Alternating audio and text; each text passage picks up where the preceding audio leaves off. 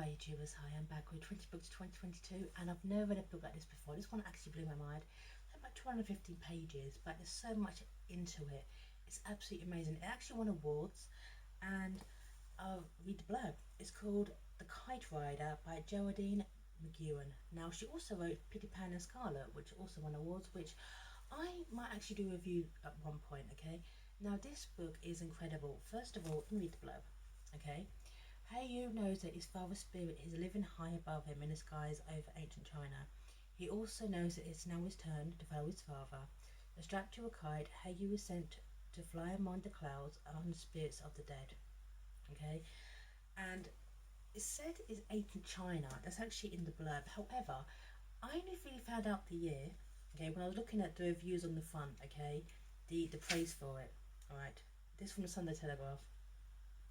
The conquering of the Cathay by the Mongolians, China's rigid family law, the hardest of a child's life in the 13th century, runs alongside a fiction so imaginative that it's like a dazzling chimera. 13th century, but that's never even mentioned in the text. Let's say ancient China. But this could be set at any point. Okay, this is about family bonds, the histories, the laws, and it's all seen through the eyes of a child. Okay, now we don't even really know his age or further along in the text, but he's 12. He's the narrator of the story and he's 12, suddenly thrust into this really kind of adult situation. And it starts off, okay, like this. It just pulls you in from the first word. It's so well written. Girl Haoyou knew his father's spirit lived among the clouds, for he'd seen him go up there with a soul and come down again without one. Now what happened was his father was kind of sent up, okay, to kind of test the weather, okay, but something happened and he passed away on the way back down. Okay, and on the deck, Pei, that's his father, okay, his son's looking up, wondering what he's seeing. Okay, which is quite interesting because this, for later on, he's going to actually have his experience himself. What was Pei seeing up there in the province of the birds? Could he see Haoyou's little board-built house and he's about to hang up the washing or shelling peas for the cooking pot? Could he see the white furrows ploughed by ships and the shoulder blades of the whales hummocking the ocean? As far as Imperial City, the island of Japan, could he see into the past or into the future? Okay? So, but when they get him back, he's dead. And it turns out that Dai Chow, who was the first mate of this ship, well, now that his father is dead, okay, his soul has left his body, he wants Haoyou's mother, okay, because she's beautiful. She's a very, very beautiful woman whose beauty is admired and praised, and he will do anything to get her hand, okay? Right. Diju called on the widow to express his sympathy and hint that they not only struggled alone, but it was like knocking on an empty house. Okay? Right. Q Anne averted her eyes from his wings, meaningful smiles, his chest full of animal charms. Yeah. Because she's not stupid. Okay? She knows. But in this society, the culture, women have absolutely no voice. Okay? Now her husband is dead, she is now obedient to her brother, okay? The great uncle. He's now in charge of his house and now her house. And he can order her to marry again. He can order anything. She has no voice, no rights, nothing. Her life is not her own. Okay? And Dai Chow is a horrible person, but he will do anything to get his mother's hand. And he gets it. That's the thing, he absolutely gets it. You really get the kind of feeling in this narrative about how voiceless these people are. It's masterful. They're just being ordered around. The uncle, great Uncle Bo, who's a horrible piece of work, says, yes, you're marrying him. He's giving me, money. He's going to take it off my hands. That's it. Take on your son, take on your daughter, little Wawa, okay, who's a baby. And that's it. However, there is a very, very strong female in this text. Her name is Mei Ping. She's a cousin, okay? right? So it's a distant relation, sorry. The way she described though, she's a young woman, she's also a medium. She's not a medium, okay? She is a fraud. She actually basically admits that she's a fraud. That's kind of the best thing. She kind of was, she kind of had this feeling, okay, one day, and she became a medium. But she uses it to her advantage. Even though every single coin, okay, that she earns goes to Uncle, because he's a horrible piece of work. He's a gambler. He is nasty, okay. But in the end, okay, Haoyou takes disguise one more time, okay. He starts to build kites. He starts to put this business together, okay, and but of course, Daltrue burns the place down, okay. He burns the place down. So, to get him out the way, okay, how you hesitate to disguise again, try to get everyone's name correct, try to take to disguise again to get Daichu on a boat before he marries his mother and makes her life a misery in his. Okay, so he goes, I test disguise, and he goes up there, okay, and disguise are good, and he goes, okay, and this bit here, okay, right. Haoyou's head cracked against the mat and the rope's handles burned the skin of his palm. He could hear the fibres of the rope creaking under the strain of his ribs, bending inward when a harness crossed his chest. Okay, perhaps his kite would burst apart. Perhaps there'd be no air at all to breathe at the top of the sky. Yet the adrenaline was scorching through Haoyou, that his fear seemed like someone else's, seemed to be operating outside his body. He wondered fleetingly whether his body and soul had been separated. His eyesight seemed sharper than it had ever been. The wind filled his lungs, even breathing, and he seized the world. Now, do you remember the first time you go on a plane and you look out the window and you see the clouds beneath you, what that feels like? That's him. Haoyou is above the clouds. He's looking down, okay? But his uncle, always looking to make a money-making thing, they chose out the picture, and then people turn up at the door and they want Haoyou, because they want him to join the circus. This is kind of like the realms of traveling around, join the circus, okay, and he kind of tries on. But the thing is, he's savvy. He tries to get my ping, okay, and my ping out of there. Okay, so he goes, well, I can't go without my medium. So they both go. Yes, and he wanted to send money back and become very, very rich, and for, help support his family. Okay. And at the circus, he's very, very successful. People come to see his act. He starts to find life within the circus itself. And just the way he's described as well. Okay. It's absolutely magnificent. As I said, for not just only page 70. Okay. But here's this bit here, okay? Right. He felt no pain from the rope burn, only the acrid simmer terror and glee tucked under his ribcage like a lit lamp.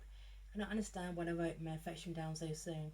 A few minutes airborne, want to get the puppet the money's worth, but no, the luminous bay and the jaws of the Dagger Hopper resolved themselves into the legible map into the particular buildings. It was over the hilltop again. Okay? Yes. He is known for being the kite rider, strapped to a kite. Right. But the thing is, with a medium there, as soon as he's taken to the clouds, people think that he's going up to heaven. So when he comes back down, people start to bombard him with questions. Okay? Like this bit here. Okay? Right. He spoke to my father. Was my husband still angry with me? A foot went, okay, did Hotbly poison my chickens? Who did Chang want to inherit the business? Okay. What was he supposed to say? Is he no spirits? Spoke with no spirits? They were invisible, high up or hidden. Okay.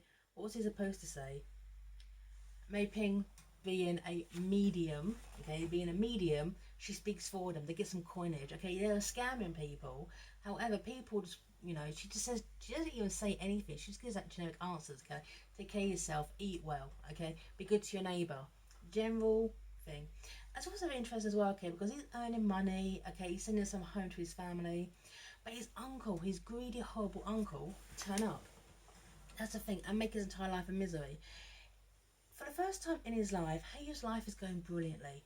Okay, he's making his kites, he's flying up, he's people coming to the circus because he can only do it when the wind is up. So people come back to the circus like over and over again, paying over and over again to see this boy take to the skies in a kite. And also, it's sort of thing okay about the Mongolian invasion of the country as well.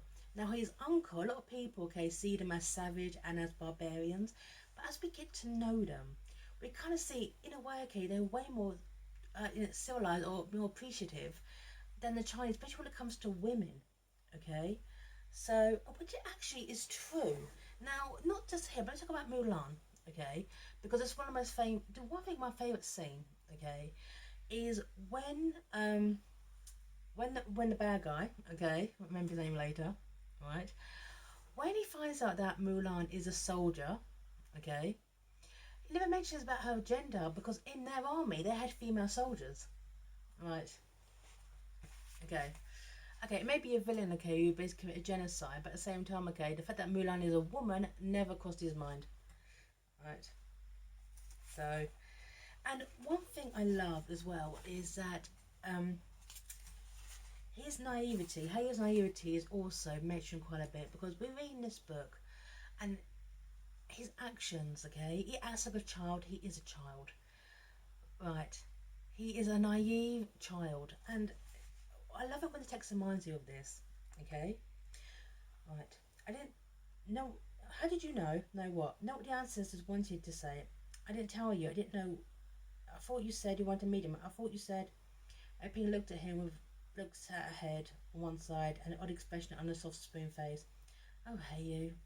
Be glad the gods gifted you, gave you the gift of clever hand that certainly held back on the brains because he's 12. Now, one thing I love is that he acts like a 12-year-old. Okay? He acts like a 12-year-old boy. Now, so many times in fiction, characters act older than what they actually are. They're supposed to be 11, they act like teenagers, but be teenagers act like they're in the mid-20s. He acts like a 12-year-old. Right. And speaking about the Mongolians' culture as well, there's one lovely bit, okay, where a child's gone missing and Haoyou takes to the skies and actually finds her. He becomes a hero in our eyes. So, this bit here. And he's injured, he's dislocated his shoulder. He finds a baby in a rice field. Doing so actually damages his eye, okay, but hey, gets infected. So every single action has a reaction, okay. He is bruised up there, he sprains stuff, he breaks stuff, okay, and he's still 12 years old. Okay, right, here we go. This bit I absolutely loved. This is when the Mongolians are celebrating because Haoyou saved a baby's life and he gets badly hurt in the process. Right. Because the child is born a boy, he has named the baby after you. He says lost children before to hardship and sickness. He knows the grief that you saved him and his wife by finding little Kublai Khan. The Tartars, you see, praise girl children more than some Chinese. Perhaps that's because they allow women to play a greater part in life. Exactly. But since everything has an action and a reaction, okay, is when he meets the Khan himself. Now, the kind of circus leader, okay, is born of royal blood, okay, and basically is in hiding. He thought he was going to kill the Khan, but now he just wants to see what he's all about, okay, because his family were all killed by the Khan. But when he meets the Khan, it doesn't end like that. It doesn't even start like that. So every kind of actions and reactions are different to what you expect. You expect, okay, this individual to say, I'm going to kill the Khan, okay,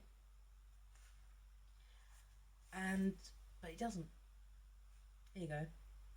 And the fact that also the Khan is not that, well, he's a war leader, but still, okay, he makes sure that, bit here, the Khan's physician said that Haoyou's fallen into the paddy field, or possibly the repeated whiplash of his head against a kite had torn part of his eye loose from its socket. I cannot understand what that was said, for all he used a slow, deliberate voice as though suited to his peasants. They understood what he said. There must be no more bangs or shocks to the head. They understood, or was his final prognosis, either the eye will mend or the loss of sight will become total. If he keeps doing his job, okay, he will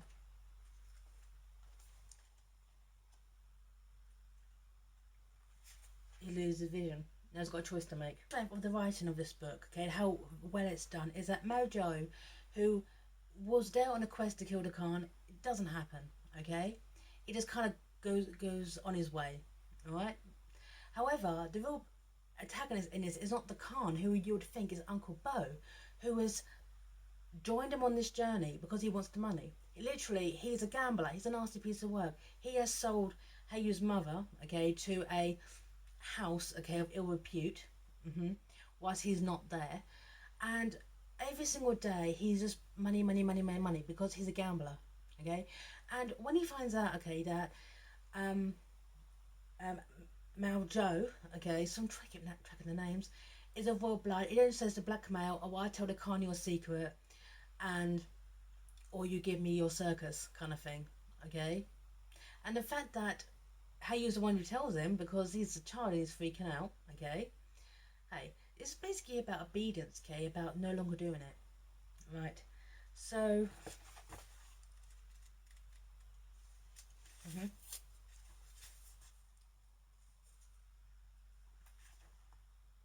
right. And whilst in doing so, Haoyou decides he's had enough of this, okay? He goes back to basically get his mother, he's actually got a plan. And this bit here, and this is the moment, okay, of a 12-year-old boy standing up to his uncle, right? Haoyou has stopped considering debts of obedience, okay, right? What obedience got to do with this gloomy, seedy underground world? His only duty was to his mother and his sister, right? When his mother said, "Go, Haoyou, you're a bad, disobedient boy, I forbid you to take that," he's like, no, I'm not. I'm not taking it anymore. He stands up to himself. So, yeah. So, it's not a long book, but it kind of packs a lot into it. And it's very, very well written. And one thing you can never escape, okay, is this is the world, okay, where a male figure is the head of the household, his entire household.